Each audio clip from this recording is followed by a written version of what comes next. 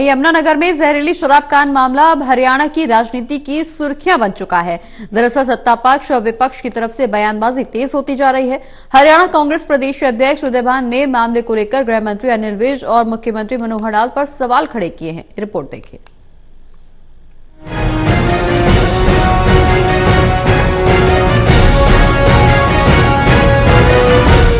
यमुनानगर में जहरीली शराब कांड मामला अब हरियाणा की राजनीति की सुर्खियां बन चुका है।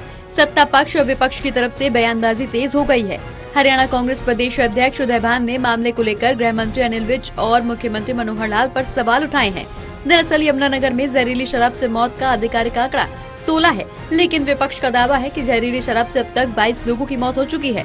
हरियाणा कांग्रेस के प्रदेश अध्यक्ष उदय भान का कहना है कि अनिल विज भी सिर्फ नाम के गब्बर और बब्बर हैं, उनसे कोई नहीं डरता। वहीं उदय भान ने मुख्यमंत्री मनोहर लाल को उनके पद से इस्तीफा देने की मांग की।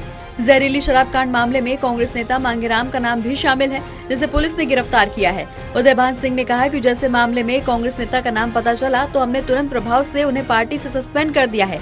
कोई भी नेता किसी भी पार्टी से क्यों न हो, उस पर सख्त कार्रवाई की जानी चाहिए।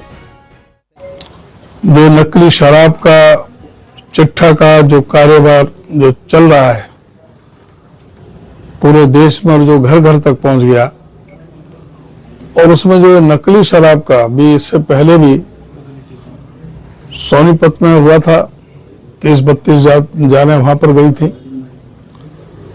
और अभी यहाँ पर हुआ है। तो सरकार का बहुत गंभीर विषय पर इसको लेना चाहिए। ये समय कोई गृह विभाग कहे कि एक्साइज की ड्यूटी है, एक्साइज कहे कि भाई गृह विभाग की ड्यूटी है, ये भी बहुत ही चिंता का विषय है। जो गृह मंत्री अपने आप को बहुत बड़ा कभी गब्बर से तुलना करता है, कभी बब्बर शेर के, लेकिन कोई गिदड़ी भी कोई डरती नहीं, और सबसे कमजोर और अक्षम गृह मंत्री साबित हुए। आज पूरे प्रदेश को नशे में डुबो करके रख दिया है, और ऐसे जो कर्म जो होते हैं, ऐसे जो कांड होते हैं, वो बगैर पुलिस की मिली भगत के किसी भी सूरत में नहीं हो सकते। इसमें पूरी तरह से गंभीर रूप से पुलिस की सब जगह मिली भगत है, और ये सरकार की अक्षमता है। मैं तो चाहूंगा कि गृह मंत्री को अपने पद से इस्तीफा दे देना चाहिए कि उनकी अपनी अकर्मण्यता के कारण, अक्षमता के कारण, कि वो किसी भी तरह से जो लोगों को अपना योगदान नहीं दे पा रहे लॉ एंड ऑर्डर की व्यवस्था को सुधारने में। वहीं मामले को लेकर उदय भान ने यह भी मांग की कि पूरे प्रकरण की जांच हाईकोर्ट के रिटायर्ड जज से हो। उनका आरोप है कि एसआईटी पर विश्वास नहीं किया जाता, क्योंकि ये सरकार की ही एक जांच एजेंसी है। साथ ही ये भी कहा कि मृतक के परिजनों को कम से कम 50 लाख रुपए और घर में एक सरकारी नौकरी परिवार के किसी एक सदस्य को दी जानी चाहिए। तो उनको बहुत सोचना चाहिए। और एक्साइज का जो हमारे डिप्टी सीएम दुष्यंत का, उसका तो पहले ही है। एसआईटी बनाते हैं, लेकिन किसी की भी एसआईटी की रिपोर्ट तक भी नहीं आती।